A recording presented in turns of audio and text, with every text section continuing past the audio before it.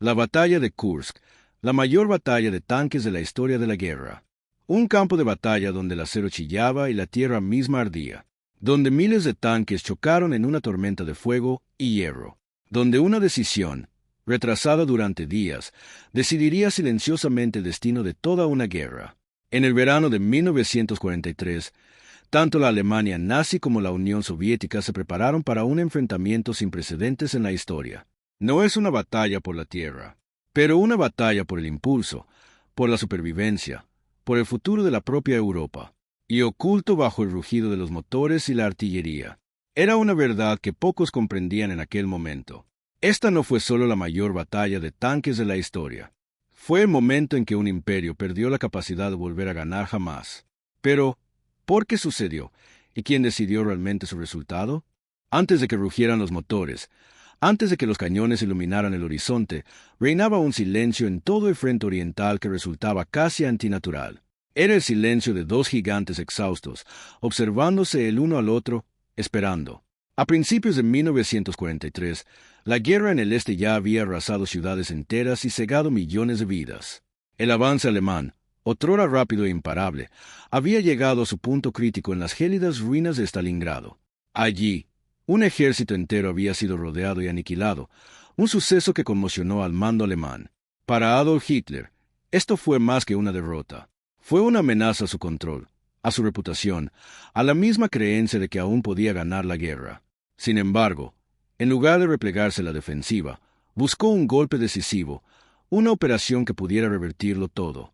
Esa oportunidad apareció en el mapa como una forma extraña e hinchada.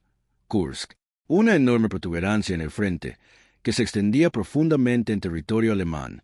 Para el alto mando alemán, parecía una debilidad, una protuberancia que podía ser aislada desde ambos flancos. Si se aplastaba, prometía no solo la victoria, sino también un impulso decisivo, algo que Alemania estaba perdiendo rápidamente. El plan era sencillo en teoría: atacar desde el norte y el sur, encontrarse en el centro, atrapar a las fuerzas soviéticas en el interior. Así nació la Operación Ciudadela. Pero bajo esa aparente sencillez, la duda se extendía silenciosamente entre los generales alemanes. El mariscal de campo Manstein percibió el peligro. Otros advirtieron que el enemigo ya no era el mismo que en 1941. El ejército rojo había cambiado. Era más fuerte, más rápido y más disciplinado. Aún así, la decisión siguió adelante. Al otro lado del frente, la Unión Soviética ya no reaccionaba a ciegas. Joseph Stalin, que antes desconfiaba de sus comandantes, había empezado a escuchar. Sus generales, en particular Georgy Zhukov, comprendieron algo crucial. Esta batalla no debía precipitarse, porque ya sabían que iba a suceder. Gracias a las redes de inteligencia y la información interceptada, el mando soviético había descubierto el plan alemán con antelación. No era una suposición, era una certeza. Así pues, en lugar de atacar primero, optaron por algo mucho más peligroso: Esperon. En las vastas llanuras que rodean Kursk, el paisaje comenzó a transformarse. Trincheras excavadas en la tierra, campos minados que se extendían en silenciosas capas, cañones antitanque colocados con precisión calculada. Cinturones defensivos enteros se extendían por kilómetros, diseñados no para detener al enemigo al instante, sino para agotarlo. Detrás de estas líneas se habían concentrado las reservas, cientos de miles de soldados, miles de tanques, esperando el momento de avanzar. Al mismo tiempo, lejos del campo de batalla, las fábricas rugían sin cesar. La maquinaria industrial de la Unión Soviética, reubicada fuera del alcance del enemigo, producía armas a un ritmo que Alemania no podía igualar. La batalla, en muchos sentidos, ya había comenzado, no con disparos, sino con el tiempo, porque mientras Alemania se preparaba para atacar, dudó. Los retrasos se fueron instalando en el plan. La espera de nuevos tanques, nuevas armas, un momento perfecto que nunca llegó a existir. Y con cada día que pasaba, las defensas soviéticas se volvían más profundas, más fuertes, más infranqueables. Lo que parecía paciencia, se estaba convirtiendo silenciosamente en una trampa. Y para cuando finalmente se disparara el primer tiro, el resultado ya comenzaba a tomar forma. Si esta historia se desarrolla de una manera impactante, un simple me gusta y compartirla ayuda a que llegue a otras personas que valoran la historia real. La batalla por Kursk no comenzó con una explosión. Comenzó con dudas. Pasaron las semanas. Luego los meses. El plan alemán, que en su momento fue urgente, se ralentizó bajo el peso de la incertidumbre. Adolf Hitler retrasó la Operación Ciudadela una y otra vez, convencido de que las nuevas armas devolverían a Alemania la ventaja que había perdido. El tanque Tiger, el Panzer, el cazacarros Ferdinand, máquinas de inmenso poder, pero sin probar, poco fiables y escasas. Cada retraso tenía como objetivo asegurar la victoria. En cambio, le dio tiempo al enemigo para prepararse para algo mucho más importante. Territorio soviético, la preparación se transformó en transformación. Lo que antes era terreno abierto se convirtió en una fortaleza con múltiples capas defensivas. No una sola línea defensiva, sino muchas, cada una diseñada para absorber, debilitar y quebrar a la fuerza atacante pieza por pieza. Los campos minados se extendían sin fin, miles y miles enterrados bajo tierra. Cañones antitanque esperaban en posiciones ocultas. Las unidades de infantería no estaban desplegadas para mantener la línea a toda costa, sino para ralentizar, desgastar, retrasar. Era un nuevo tipo de guerra. No se trata de velocidad, sino de resistencia. Y tras esas defensas se escondía algo aún más peligroso, las reservas. Ejércitos enteros ocultos más allá del frente, preparados no para defender, sino para contraatacar cuando llegara el momento oportuno. El mando soviético había tomado una decisión que definiría la batalla. No habrían podido impedir el ataque alemán. Lo absorberían. Mientras tanto, en el alto mando alemán, la tensión crecía silenciosamente. Generales que antaño habían liderado ofensivas imparables ahora cuestionaban la operación misma. El mariscal de campo Manstein advirtió que la demora estaba convirtiendo la ventaja en riesgo. Otros temían que el enemigo ya hubiera anticipado cada movimiento. Pero Hitler seguía empeñado en dar un golpe decisivo. Para él, esto no era solo una estrategia, sino una necesidad. Y así, a pesar de las dudas, a pesar de las advertencias, la orden se mantuvo.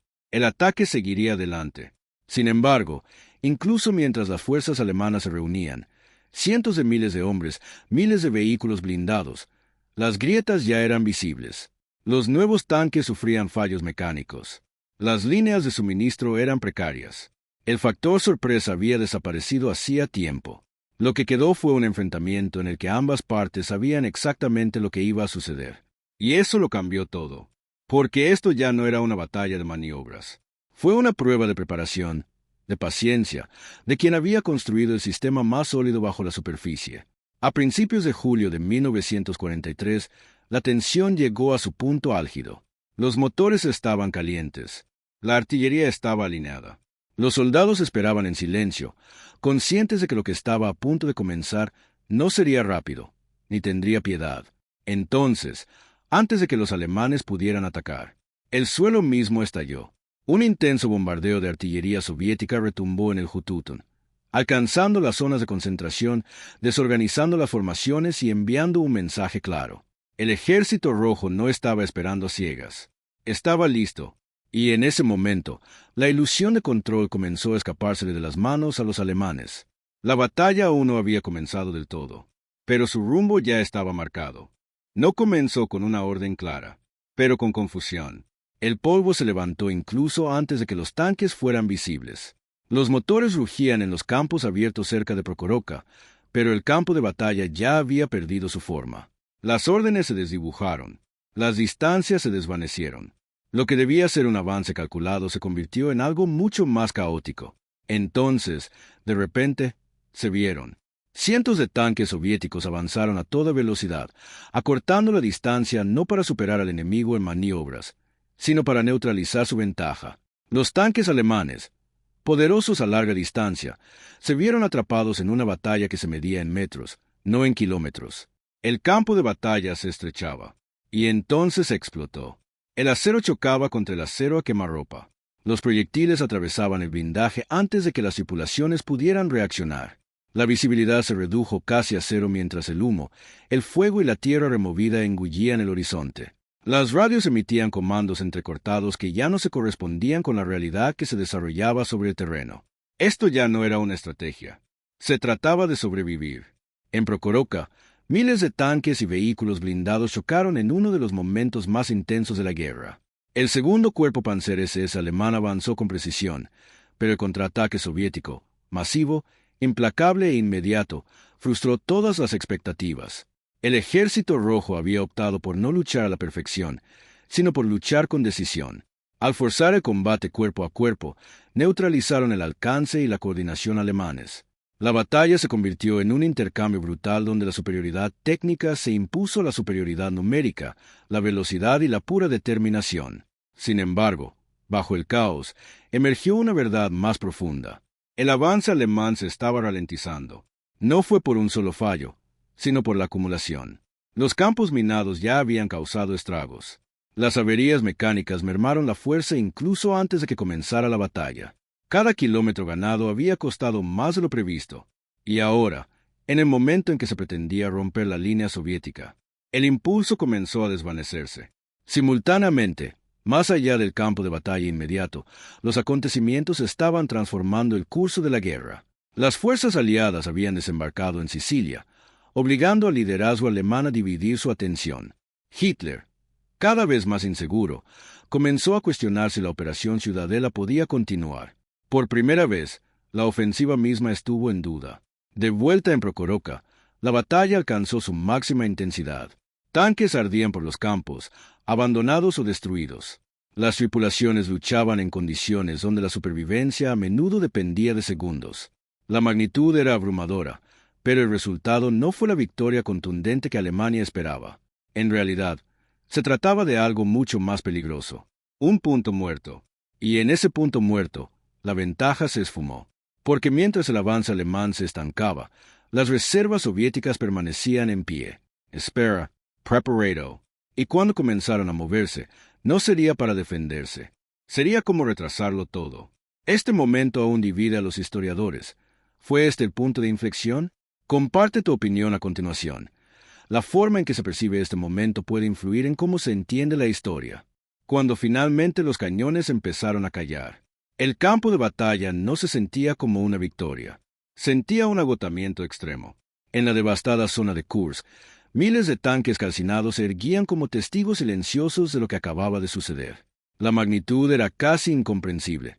Formaciones enteras destrozadas, estrategias completas desbaratadas. Sin embargo, el verdadero resultado de la batalla no estaba escrito en los restos, sino en lo que vino después. Para Alemania, había ocurrido algo irreversible. La Operación Ciudadela, cuyo objetivo era recuperar la iniciativa, había tenido el efecto contrario. La ofensiva no había logrado sus objetivos. Lo que es más importante, había consumido la fuerza militar que Alemania no podía reemplazar. Las pérdidas en hombres, maquinaria e ímpetu eran irrecuperables. A partir de ese momento, el ejército alemán ya no elegiría dónde se libraría la guerra en el este. Reaccionaría. Y la reacción, en una guerra de esta magnitud, fue el comienzo del declive. Casi de inmediato, la Unión Soviética tomó la iniciativa. Las contraofensivas estallaron a lo largo del frente, no como ataques aislados, sino como parte de una continua y creciente ofensiva. Las ciudades que una vez habían caído bajo control alemán comenzaron a regresar, lentamente al principio, luego con creciente rapidez. El Ejército Rojo ya no sobrevivía. Estaba avanzando. Detrás de esta transformación se escondían fuerzas más profundas que el campo de batalla. La industria soviética, protegida e implacable, seguía superando a Alemania en la producción de tanques, artillería y municiones. Las estructuras de mando habían evolucionado. Los errores que antes costaban ejércitos enteros ahora se estudiaban, corregían y evitaban. La guerra había cambiado. Y Kursk fue la línea que dividió el antes y el después. Pero más allá de la estrategia y las cifras, existía una verdad más silenciosa. La batalla puso de manifiesto los límites de la superioridad tecnológica sin flexibilidad. Los tanques alemanes, poderosos y temidos, no pudieron compensar la rigidez de la planificación y la lentitud de la ejecución. Al mismo tiempo, el éxito soviético no radicó en la perfección, sino en la adaptación, la resiliencia y la capacidad de soportar pérdidas inmensas sin ceder. Esta era la guerra moderna en su forma más implacable. No se decidió por una sola jugada brillante, sino mediante sistemas, tiempo y la capacidad de mantener la presión durante más tiempo que el enemigo. Para los soldados supervivientes, el recuerdo de Kursk seguía siendo algo mucho más personal. Un paisaje de fuego, confusión y amenaza constante. Un lugar donde la supervivencia a menudo dependía no de la estrategia, sino de segundos, instinto y azar. La historia recordaría la batalla de Kursk como la mayor batalla de tanques jamás librada, pero su verdadero significado era más profundo. Fue el momento en que la posibilidad de una victoria alemana en el frente oriental se desvaneció silenciosamente, mucho antes de que cayera Berlín, mucho antes de que la guerra terminara oficialmente. El resultado ya había comenzado a tomar forma aquí, en los campos de Kursk, y una vez que se produjo ese cambio, no había vuelta atrás. Si esta historia tiene algún significado, queda una discreta invitación a suscribirse, para que más capítulos ocultos de la historia puedan seguir revelándose. Compartir esto con alguien que valora la historia real ayuda a mantener vivas estas historias. Y para el próximo viaje al pasado, otra historia les espera en este canal.